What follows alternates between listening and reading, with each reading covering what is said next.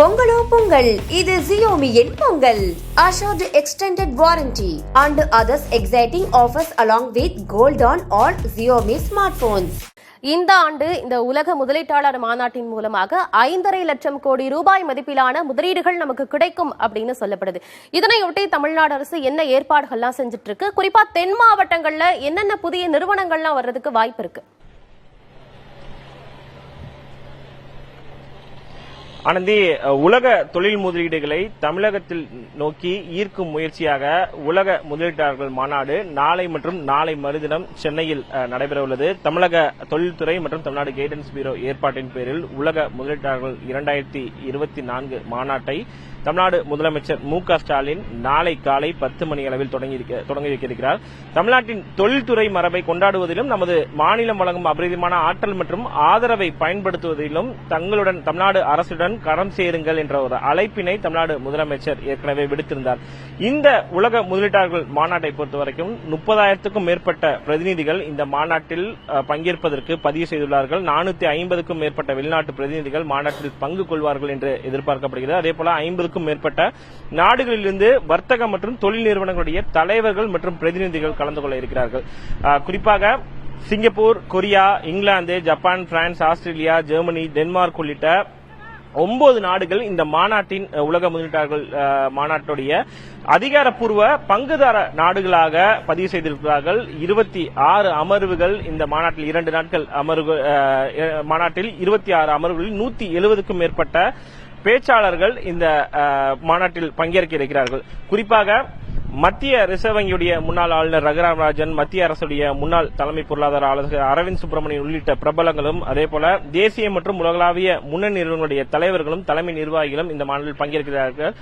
கடந்த 2 வார காலமாகவே இதற்கான முன்னேற்பாடு பணிகள் என்பது முழுவீச்சில் நடைபெற்று வந்த நிலையில் தற்போது இறுதிக்கட்ட பணிகளை தமிழ்நாடு தொழில்துறை தொடர்ச்சியாக மேற்கொண்டு வருகிறது. நீங்கள் கேட்டதுபடி, அதாவது பொதுவா தமிழக தொழில்துறையை பொறுத்த வரைக்கும் பார்த்தோம் அப்படின்னா சென்னை மற்றும் வட மாவட்டங்களை குறிவைத்து தான் இந்த தொழில் முதலீடுகள் வந்துட்டு அதிகமாக கடந்த பல ஆண்டுகளாகவே தொடர்ச்சியாக ஈர்க்கப்பட்டு வருகிறது. ஆனா இதனை பரவலாக்கும் முயற்சியாக தமிழகம் முழுவதும் இருக்கக்கூடிய அனைத்து மாவட்டங்களும் தொழில்துறையில் வளர வேண்டும் என்ற அடிப்படையில் பல்வேறு விதமான தொழில் முதலீடுகள் பிற மாவட்டங்களுக்கும் கொண்டு செல்லும் முயற்சியாக இந்த உலக முதலீட்டாளர்கள் மாநாடு மூலமாக பல்வேறு தொழில் நிறுவனங்களுக்கு ஒரு கோரிக்கை என்பது தமிழ்நாடு அரசு சார்பில் வைக்கப்பட்டுள்ளது. குறிப்பாக தென் மாவட்டங்களில் டாடா குழுமம் பல்வேறு முதலீடுகளை மேற்கொள்ள இருப்பதாக முதற்கட்ட தகவல்கள் தெரிவிக்கின்றன. சுமார் 7,000 கோடி அளவுக்கு டாடா குழும நிறுவனம் இந்த தொழில் முதலீடுகளை தென் மாவட்டங்களை நோக்கி மேற்கொள்ளும் என்று எதிர்பார்க்கப்படுகிறது. இதை தவிர பிற நிறுவனங்களை பொறுத்தவரை குறிப்பாக அடிடாஸ் நிறுவனம் சீனாக்கு பிறகு தமிழகத்தில் முதல் முறையாக தன்னுடைய காலடி தடத்தை பதுக்கி இருக்கிறது. இதுபோன்ற பல்வேறு உலக அளவில் பிரபலமடைந்த நிறுவனங்கள் இந்த தொழில் முதலீட்டாளர்கள் மாநாடு மூலமாக பதிவு செய்து தங்களுடைய முதலீடுகளை தமிழகத்தில் மேற்கொள்ள இருக்கிறார்கள். அதேபோல நீங்கள் குறிப்பிட்டபடி 5.5 லட்சம் கோடி முதலீடு என்பது இந்த மாநாட்டு மூலமாக மேற்கொள்ளப்படும் என்று எதிர்பார்க்கப்படுகிறது. உலக முதலீட்டாளர்கள் மாநாட்டை பொறுத்தவரை தமிழகத்தில் இது 3வது முறையாக நடைபெற இருக்கிறது. கடந்த 2015ஆம் ஆண்டு, அதன் பிறகு 2018ஆம் ஆண்டு நடைபெற்ற உலக முதலீட்டாளர்கள் மாநாடு மூலமாக பல்வேறு தொழில் முதலீடுகள் ஈர்க்கப்பட்டாலும் அதில் பெரும்பாலானவை வரவில்லை என்ற ஒரு குற்றச்சாட்டு என்பது தமிழக தொழில்துறை கடந்த அந்த புள்ளி விவரங்களை ஏற்கனவே வெளியிட்டிருக்கிறது. ஆனால் இந்த உலக முதலீட்டாளர்கள் மாநாட்டை பொறுத்தவரை சுமார் 5.5 லட்சம் கோடி அளவுக்கான அந்த முதலீடுகள் என்பது ஈர்க்கப்பட்டு தமிழகத்தின் சென்னை மட்டுமல்ல பிற மாவட்டங்களும் அபரிதமான ஒரு வளர்ச்சியை தொழில்துறையை நோக்கி அந்த வளர்ச்சி என்பது இருக்கும் என்ற ஒரு எதிர்பார்ப்புடன் தான் தற்போது இந்த மாநாட்டுக்கான ஏற்பாடுகள் என்பது முதற்கட்டமாக செய்யப்பட்டு வருகின்றன. நாளை காலை 10 மணிக்கு இந்த மாநாடு என்பது தொடங்குகிறது.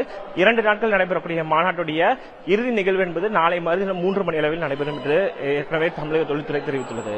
ஆனந்தி, இப்ப இந்த முதலீட்டாளர் மாநாட்டின் மூலமாக தமிழ்நாட்டின் பொருளாதாரத்தை மேம்படுத்திக் கொள்வதற்கும் அதிக வேலை வாய்ப்புகள் உருவாகும் அப்படின்ற எதிர்பார்ப்பும் இருக்கு. தகவல்களுக்கு நன்றி ஸ்டாலின். பொங்கலோ பொங்கல், இது Xiaomiயின் Pongal. Assured extended warranty and others exciting offers along with gold on all Xiaomi smartphones.